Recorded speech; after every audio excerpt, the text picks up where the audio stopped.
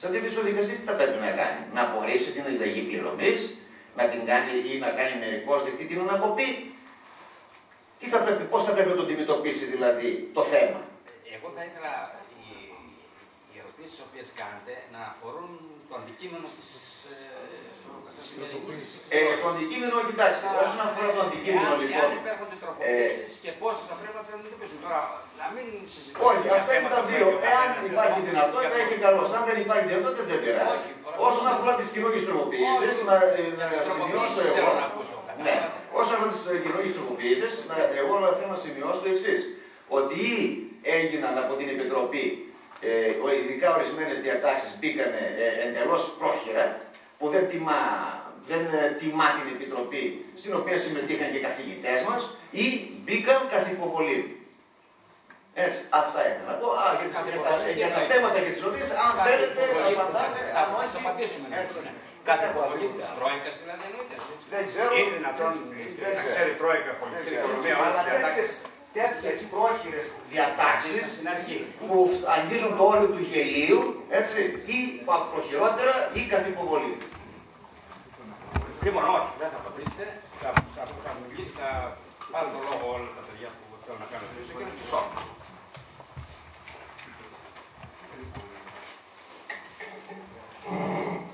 Με τη σειρά μου θα ήθελα να επικεντρώσω, να εστιάσω στις διατάξεις περί αναγκαστικής εκτελέσεως, όπως έχουν διαμορφωθεί μετά τις τροποποιήσεις, και να συνεισφέρω στη συζήτηση την αίσθηση που αποκομίζω από το όλο πλέγμα των καινούριων διατάξεων και φρονώ ότι υφίσταται μια μετατόπιση του δικαιοπολιτικού στόχου της αναγκαστικής εκτελέσεως, η οποία με το προϋπάρχον καθεστώς ρύθμιζε τα αντικρουόμενα συμφέροντα μεταξύ των προσώπων των υποκειμένων της αναγκαστικής εκτέλεσης, δηλαδή επισπεύδοντος τρίτων δανειστών και οφειλέτου, και προέκρινε την θεραπεία αυτών που ο νομοθέτης θεωρούσε υπέρτερα και άξια προστασίας, χρησιμοποιώντας τη διαδικασία αναγκαστικής εκτελέσεως ως μέσο για να επιτευχθεί το ζητούμενο, δηλαδή η ικανοποίηση των χρηματικών απαιτήσεων. Με τις νέες διατάξεις φρονώ ότι το μέσο, δηλαδή η κατάσχεση και ο πληστηριασμός, εμπολής καθίσταται ο αυτοσκοπός της διαδικασίας. Και θα το εξηγήσω αμέσως γιατί. Η πρώτη παρατήρηση που έχω να κάνω είναι ότι, και ερώτημα ταυτόχρονα, είναι ότι μου σχηματίζεται η εντύπωση ότι υπάρχει μια κάμψη της οικονομικής αρχής της πρωτοβουλίας των διαδίκων.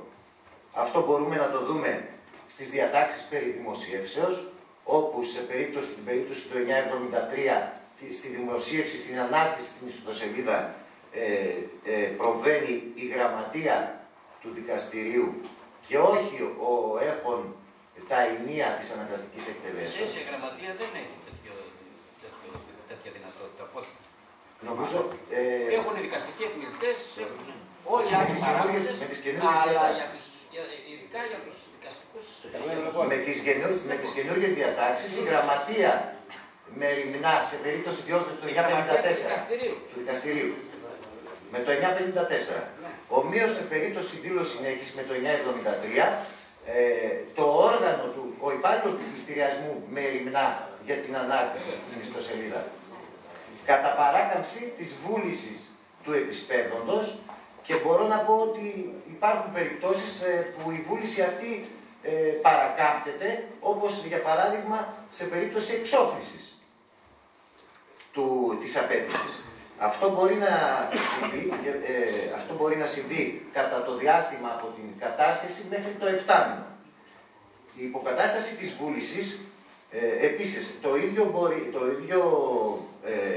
συμπέρασμα, δηλαδή η κάμψη της πρωτοβουλίας των διαδίκων, βλέπουμε ότι εμφανίζεται και για τον προσδιορισμό του χρόνου του πληστηριασμού.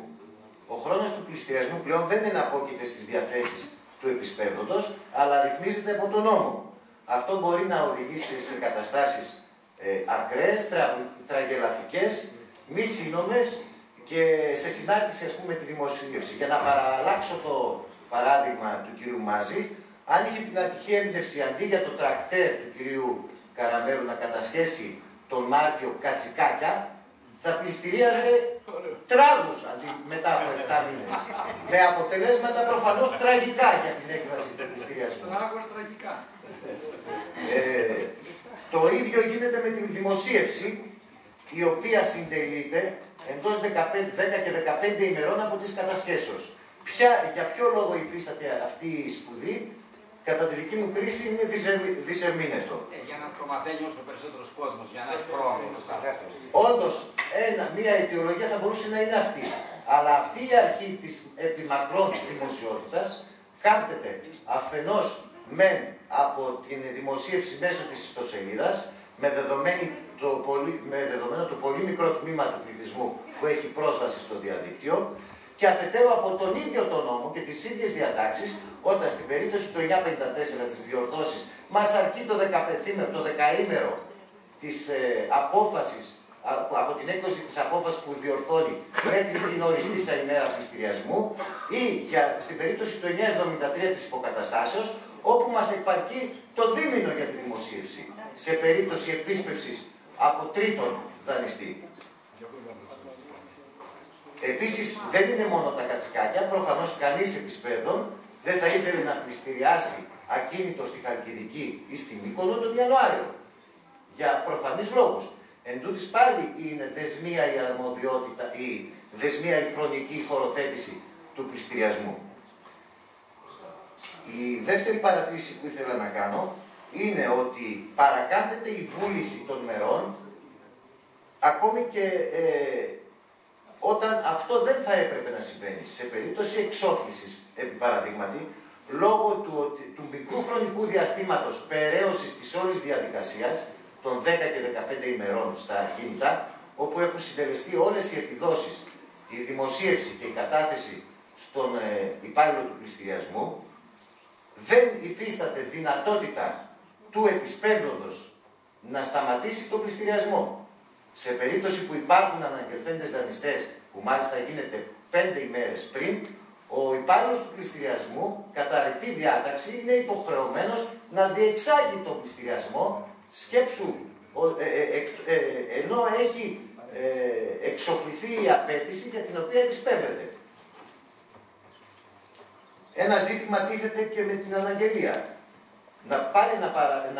Να επεκτείνω το παράδειγμα του κ. Μάζη για ένα εργοστάσιο, το οποίο προφανώς μια επιχείρηση μεγάλη, η οποία προφανώς θα έχει και τις 4 συστημικές τράπεζες, 3,5 τράπεζες πιστούχους, θα έχει πιστωτές, δεκάδες, εκατοντάδες ή και χιλιάδες προμηθευτών στην επικράτεια, θα έχει εκατοντάδες εργαζόμενους οι οποίοι θα προσφύγουν σε διαφορετικούς δικηγόρους, θα επιτύχουν διαφορετικό εκτελεστό τίτλο κατά ομάδες πιθανότατα, θα επισπεύδεται απροσδιόριστος αριθμός πληστηριασμών, στους οποίους οι αδύναμοι, όπως είναι οι εργαζόμενοι, θα πρέπει προκαταβολικά να υφίσταται τη διαδικασία των εξόδων για να μπορέσουν να ικανοποιήσουν το προνόμιο που τους έχει δοθεί. Με ανυπολόγιστο κόστος για όλη αυτή τη διαδικασία.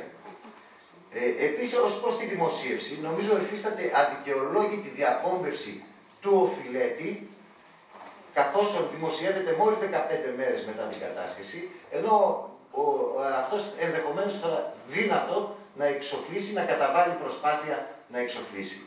Παράλληλα με την αναγγελία η οποία έρχεται πρώτου πληστηριασμού, στην ουσία ο οφειλέτης ο συγκεκριμένος οδηγείται στον οικονομικό θάνατο πρώτης ώρας του. Με δεδομένο ότι οι πιστωτές, συνήθως οι τράπεζες, για να αναγγελθούν, θα αναγκαστούν να κλείσουν το λογαριασμό και να προβούν στην έκδοση εκτελεστού τίτλου, ακόμη και αν δεν είχαν αυτή την πρόθεση, όπως εμπροκειμένου συμβαίνει, και βλέπουν την έκβαση του πληστηριασμού και αναλόγως πράττουν καταγγέλλοντας τις συμβάσεις και αναγγελόμενοι στον πληστηριασμό. Ένα άλλο ζήτημα που ήθελα να θίξω είναι η δυνατότητα υποκατάστασης πρακτικώς σε συνάρτηση με τον θεσμό των πολλαπλών κατασχέσεων. Ακόμη και αν βούλομαι ως επισπέρδων, είτε από ίκτο, είτε από συμπάθεια, είτε επειδή αυτό το θεωρώ ηθικό, να δώσω χρόνο στον οφειλέτη, πρακτικώς είναι ανέφικτο. Διότι θα βρω μπροστά μου πριν από μένα τον δεύτερο το δεύτερο δανειστή, ο οποίος έχει επιβάλει τη δεύτερη κατάσχεση, η οποία θα προηγείται χρονικά από τη δική μου. Πρακτικώς δηλαδή καταργείται η δυνατότητα παροχής αναστολής. Ομοίως νομίζω ότι και η διάταξη του 1000 περιορίζεται ως προς την εφαρμογή της για την αναστολή του πληστηριασμού, καθώς εφόσον υπάρχουν αναγγελθέντες δανειστές και μάλιστα επιμελείς για να έχουν αναγγελθεί και πιο μπροστά ή να έχουν τη δυνατότητα επιβολής αυτοτελούς κατάσχεσης, πρακτικά θα μπορούσαμε να οδηγηθούμε στην υποχρέωση του οφειλέτη να ικανοποιήσει το 1/4 και τα έξοδα εκτελέσεως όλων των δανειστών οι οποίοι έχουν επιβάλει κατάσχεση για να αποφύγουν τον πληστηριασμό της περιουσίας τους. Να επισημάνω ακόμη ένα ζήτημα ως προς την κατάργηση της περίληψης. Νομίζω ότι οδηγούμαστε σε πληστηριασμό χωρίς να ενημερώνεται ο ίδιος ο οφειλέτης. Κατά παράβαση κάθε έννοιας προστασίας και σεβασμού του δικαιώματος άμυνας του οφειλέτη, με την κατάργηση της περίληψης, ο επισπεύδων με δήλωση συνέχισης δεν έχει υποχρέωση να κοινοποιήσει στον οφειλέτη. Σωστό. Ούτε και τα επαναληπτικά. Ούτε και τα επαναληπτικά. Στα επαναληπτικά υπάρχει πρόνοια, αν είναι άκαρπος ο πληστηριασμός, να το μάθει μέσω διαδικτύου. Στη δήλωση επίστρεψης δεν υπάρχει καμία πρόνοια. Επομένως, θα υπάρχει ο οφειλέτης ο οποίος θεωρεί ότι εξόφλησε την απέτηση για την οποία διώκεται από τον επισπεύδοντα και μια ωραία πρωία, αντί να δει απλώς τον επιμελητή να του ζητάει να επιδείξει το σπίτι, θα δει τον καινούριο πτήτορα να του ζητάει να αποχωρήσει. Και ένα τελευταίο, νομίζω ότι δεν συνάδει με τα συμφέροντα όλων των υποκειμένων της αναγκαστικής εκτέλεσης, ούτε του επισπεύδοντος, ούτε των τρίτων, ούτε του ιδίου του οφειλέτη, οι οποίοι όλοι προσδοκούν στην επίτευξη μεγαλύτερου πληστηριάσματος, η διαδικασία πληστηριασμού του ακινήτου, με την απαγόρευση πλειοδοσίας, κατ' ουσίαν δηλαδή δεν πρόκειται περί πληστηριασμού πλέον, πρόκειται περί προσκλήσεως υποβολής προσφοράς. Με αποτέλεσμα το πληστηρίασμα να καθυλώνεται στο ποσό που έχει οριστεί με την κατασχετήρια έκθεση και να είναι αδύνατη η ικανοποίηση μεγαλύτερου μέρους απαιτήσεων των πιστωτών ή ενδεχομένως και περισσεύματος, το οποίο θα μπορούσε να αναλάβει ο οφειλέτης μετά την ικανοποίηση του συνόλου των πιστωτών. Αυτά εντάχει και υπάρχουν και άλλες περιοχές. Και αυτό για τη διαδικασία ειδικά που έρχεται το κράτος, η κρατική εξουσία, να επιβάλλει στους ιδιώτες τον τρόπο που θα διεξαχθεί, κατά ανεπίτρεπτο περιορισμό, θεωρώ, της πλειοδοσίας, είναι ενδεικτικό να δούμε τι γίνεται όταν το ίδιο το κράτος εκποιεί με τις διατάξεις του ΤΑΙΠΕΔ, όπου υπάρχει μακροχρόνιο προθεσμία υποβολής προσφορών, όπου μπορούν να συμμετέχουν όσοι θέλουν να δώσουν παραπάνω τίμημα για την επίτευξη μεγαλύτερου εισπράξιμου ποσού. Ευχαριστώ.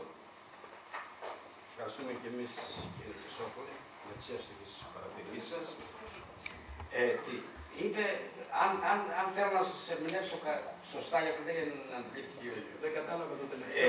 Δηλαδή, εσείς είπατε ότι στη διαδικασία πληστηριασμού... Πώς καθυλώνεται το ποσό? Καθυλώνεται με το νέο τρόπο. Ενώ ο παλιός ο τρόπος, οι πρώτοι, πάντα μετά είχαν και καινούργια ευκαιρία να... Αυτό δεν θέλει. Μας δίνουν χρήματα και δεν τα παίρνουμε.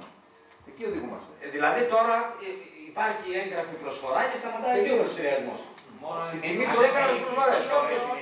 Ενώ στην προηγούμενη οικονομία συνεχιζόταν με προφορική. Έτσι, αυτό δεν θέλετε να πείτε. Με επίτευξη μεγαλύτερου πληστηριάσματος. Γιατί? Το περιορίζει στους δύο πρώτους, αν υπάρχουν. Ναι, ακριβώς. Ποιος είναι ο δικαιολογικός? Εγώ συνεχιζόταν. Γιατί μόνο δύο και γιατί μόνο η τιμή πρώτης προσφοράς? Λοιπόν, και όχι παραπάνω. πολύ σωστά. Τώρα ο κύριος Λαπατώνης Δημήτρης έχει το λόγο.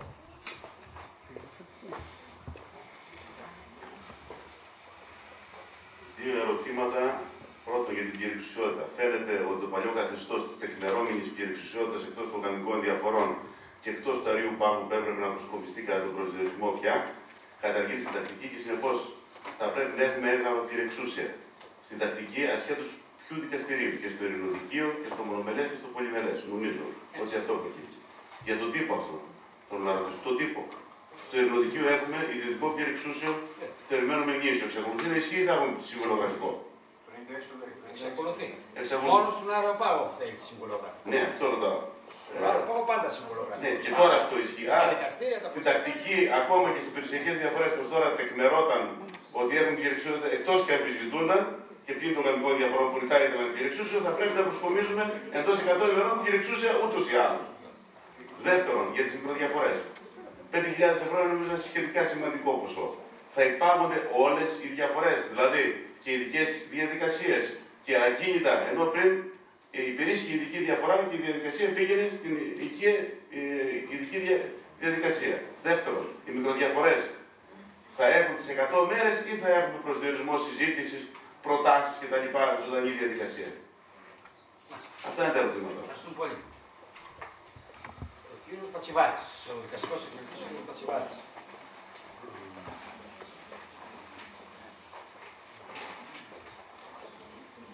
Στις πολλαπλές κατασχέσεις ορίζεται υπάλληλος ο ίδιος. Μέρα πληστηριασμού σε άλλη θα μπαίνει η ίδια ή διαφορετική. Δεύτερον,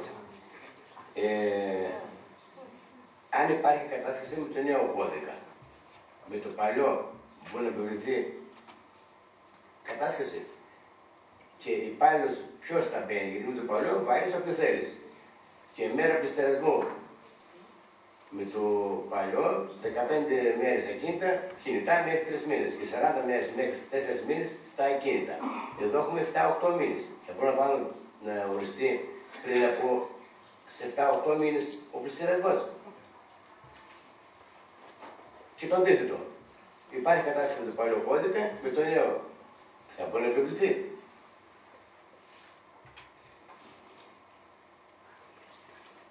Πάμε να κάνουμε καινούργια κατάσταση. Μέσα στην προθεσμία των 8 ημερών που είναι η εγγραφή ειρηνοδικείου και ψυχοδικείου, πριν πάμε. Δεν υπάρχει ακόμα η γραμμένη. Και βάλετε καινούργια. Προφανώς, μάλλον θα γίνει έτσι, θα οριστεί άλλος υπάλληλος. Τι ισχύει τώρα? Στις επισκέψεις των που θα βγαίνουν, ορίζουμε να κάνουμε επισκέψεις. Μέχρι πόσες θα μπορούμε να ορίζουμε, μία ή πολλές. Αν πάμε στο ακίνητο, παραδείγματος, το καιρό είναι στο σπίτι και μας ανοίγει ένας ανήλικος. Θα μπούμε μέσα στον ανήλικο, θα το προσβάλλουμε. Αν δεν μας ανοίγουν ή απουσιάζουν, πώς θα μπούμε μέσα? Κάνουμε διάλυση?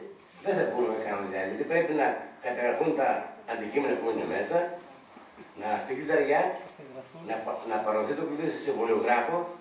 Και πότε το πάω το κλειδί στο συμβολιογράφο? Σήμερα, αύριο, μεθαύριο? Και πότε θα πάρει ο ιδιοκτήτης του ακινήτου το κλειδί για να εισέλθει μέσα? Αυτά. Ευχαριστώ.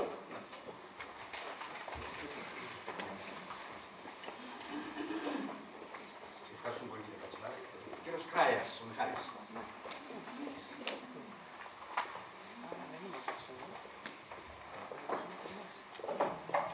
Θα ήθελα να κάνω μια ερώτηση και μια επισήμανση, αν μου επιτρέπετε. Η ερώτηση αφορά τον κύριο Μάζη. Σε γενικές γραμμές, εγώ συμφωνώ με τις νέες διατάξεις, ιδίως στο θέμα της εκτέλεσης, διότι η καταστρατήγηση που έχει γίνει τα τελευταία χρόνια από τους δικηγόρους κυρίως και από τους επιχειρηματίες σε δεύτερη φάση ήταν άνευ προηγουμένου. Δεν υπάρχει αυτή τη στιγμή επιχειρηματικό ακίνητο στην Ελλάδα, το οποίο να μην τρενάρει η διαδικασία της εκτέλεσης με κάποια δικονομική μεθόδευση. Εμένα χαρακτηριστικά ένας πελάτης μου είπε ότι η Ελλάδα είναι η καλύτερη χώρα για να χρωστάει. Μην τη χρωστάει. Για να χρωστάει. Για να χρωστάει. Γιατί χρωστάει και αυτή. Όχι, αυτό δεν το εξετάζουμε στην παρούσα φάση. Εν πάση περιπτώσει, θα ήθελα μόνο μία ερώτηση. Τα θέματα της επίστροφης της εκτέλεσης, εγώ είμαι γενικώς υπέρ της διαδικασίας, γιατί η εκτέλεση κάποια στιγμή πρέπει να καταλάβουμε τι σημαίνει εκτέλεση, όχι παρέλκυση της εκτέλεσης. Υπάρχει μια εντελώς καινούργια διάταξη, το άρθρο 998 παράγραφος 6, το οποίο δεν υπήρχε, αν δεν κάνω λάθος, στον κώδικα πριν την τροποποίηση, που λέει ότι μετά από αίτηση του οφειλέτη, το δικαστήριο, το άρθρο 933, το οποίο θα δικάσει κατά τη διαδικασία των ασφαλιστικών μέτρων, μπορεί να επιτρέψει να πουληθεί ελεύθερα το ακίνητο με τίμημα το οποίο ορίζεται από το δικαστήριο. Η πώληση αυτή γίνεται από τον υπάλληλο του πληστηριασμού 10 ημέρες πριν από τον πληστηριασμό κτλ. Με ταυτόχρονη εξόφληση του τιμήματος.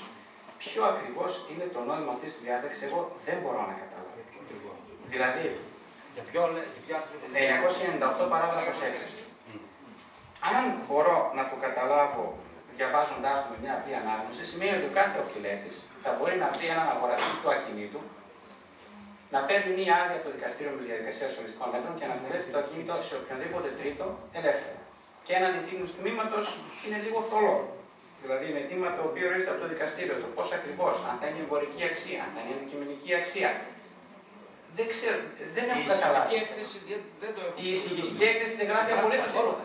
Απολύτως τίποτα. Τελευταία στιγμή μπήκε μήπως αυτό. Δεν ξέρω πώς μπήκε και για τους σχέδιους. Δεν υπήρχε στο σχέδιο και στην αιτιολογική έκθεση δεν γίνεται η παραμικρή αναφορά, σαν να μην υπάρχει διάταξη.